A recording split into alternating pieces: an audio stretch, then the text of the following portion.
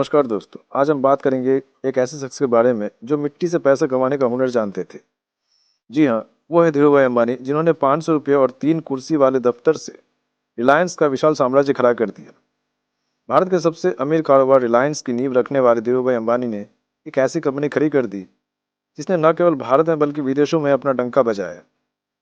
धीरूभाई अंबानी, जिनका बचपन अवाम में बीता था, उन्होंने एक ऐसी कंपनी खड़ी कर दी जिसने कामयाबी के झंडे गाड़ दिए। देश और दुनिया की दिग्गज कंपनियों में शामिल रिलायंस इंडस्ट्री की नींव रखने वाले धीरूभाई अंबानी का जन्म 28 दिसंबर 1933 को हुआ था। धीरूभाई अंबानी ने शून्य से शिखर तक का सफर तय किया है। अपने दम पर उन्होंने रिलायंस की नींव रखी और उसे देश की बड़ी कंपनियों में शामिल कर दिया।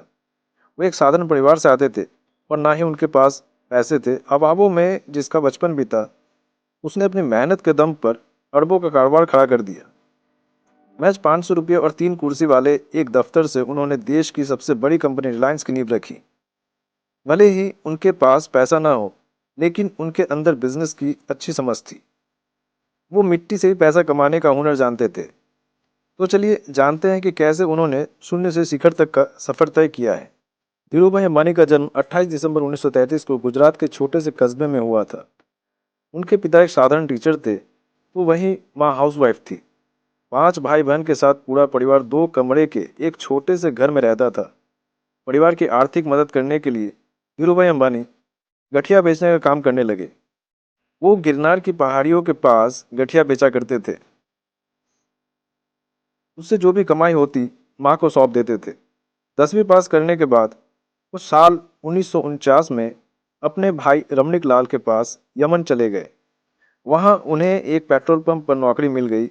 300 रुपये की सैलरी पर उन्हें पहली नौकरी मिली, लेकिन उनके काम और मेहनत को देखकर पेट्रोल पंप मालिक ने उन्हें मैनेजर बना दिया। धीरूभाई का मन नौकरी में नहीं लगा। वो हमेशा से कारोबार करना चाहते थे। जो सेविंग बची थी वो लेकर भारत लौट आए। महज 500 रुपये के साथ वो मुंबई पहुंचे। उन्होंने अपने चचेरे भाई चंपकलाल दिमानी की मदद से रिलायंस कमर्शियल कॉरपोरेशन कंपनी की शुरुआत की। बिजनेस की समझ उनके पास पहले से ही थी। अपनी कंपनी की मदद से उन्होंने पश्चिमी देशों में अदरक, हल्दी और अन्य मसाले बेचना शुरू किया। कारोबार में धीरूभाई अंबानी की एंट्री हो चुकी थी। उन्हें बाजार और मांग की अच्छी जानकारी थी। वे समझ चुके थे कि आने वाले दिनों में पॉलिस्टर कपड़ों की डिमांड बढ़ने वाली है। वो हमेशा आगे का सोचते थे और फिर कारोबार शुरू करते थे।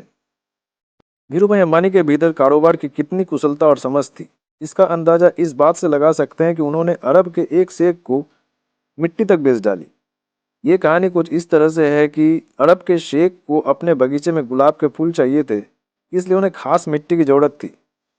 जैसे ही यह बात धीरूभाई अंबानी को पता चली, उन्होंने शेख के लिए भारत से मिट्टी भिजवा दी। इसके बदले शेख ने उन्हें मुंह मांगी कीमत भी दी। यह समझ उनकी बिजनेस माइंड को दर्शाती है। धीरूभाई अंबानी ने अब मसालों के बाद टेक्सटाइल का कारोबार शुरू किया। जिस पॉलिस्टर से उन्होंने अपने निर्यात का काम शुरू किया, वो पॉलिस्टर आज भी हमारी पहली पसंद होती है और वह उनका पहला ब्रांड था विमल।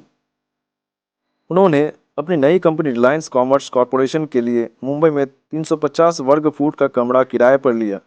ऑफिस में एक मेज, 3 कुर्सी, राइटिंग पैड के साथ काम शुरू किया। साल 1966 में उन्होंने गुजरात के अहमदाबाद में एक कपड़ा मिल की शुरुआत की, जिसका नाम रिलायंस टेक्सटाइल रखा। धीरे धीरे उन्होंने प्लास्टिक, मैग्नम, पेट्रोकेमिकल्स, बिजली उत्पादन का कारोबार शुरू किया। काम के मुकाबले जगह कम पड़ने लगी थी। फिर उन्होंने मुंबई में एक बड़ा ऑफिस लिया। कारोबार शुरुआती दौर में था, इसलिए उन्हें 14 से 15 घंटे काम करना पड़ता था, लेकिन जितना भी वक्त मिलता था वो परिवार के साथ बिताते थे। उन्हें ना तो पार्टी करना पसंद था और ना ही घूमना फिरना। काम के बाद का सारा वक्त तो परिवार को देते थे। उन्होंने अपनी कंपनी का नाम 3 बार बदला और साल 1977 में जाकर फाइनल तौर पर रिलायंस इंडस्ट्री रखा। साल 1977 में उन्होंने भारत का पहला आईपीओ लाने का फैसला किया। धीरूभाई अंबानी रिस्क लेने से कभी घबराते नहीं थे और उनकी यही साहस उन्हें एक मजबूत व्यक्तित्व वाला इंसान बनाता है। मजबूत व्यक्तित्व वाले धीरूभाई अंबानी पैसे से पैसा बनाने लगे। शेयर बाजार में उनकी अच्छी समझ थी। रिलायंस पहली ऐसी कंपनी थी जिनकी एनुअल मीटिंग के लिए स्टेडियम बुक करवाना पड़ा। धीरूभाई के भरोसे के दम पर कंपनी लगातार बढ़ती चली गई। 6 जुलाई 2002 में उनका निधन हो गया। उनके जाने के बाद उनके दोनों बेटे मुकेश अंबानी और अनिल अंबानी में रिलायंस इंडस्ट्रीज का बंटवारा हो गया और आज धीरूभाई अंबानी के दोनों बेटे रिलायंस इंडस्ट्री को और ऊंचाई तक पहुंचाने का काम कर रहे हैं। और अगली वीडियो मुकेश अंबानी के बारे में होगी।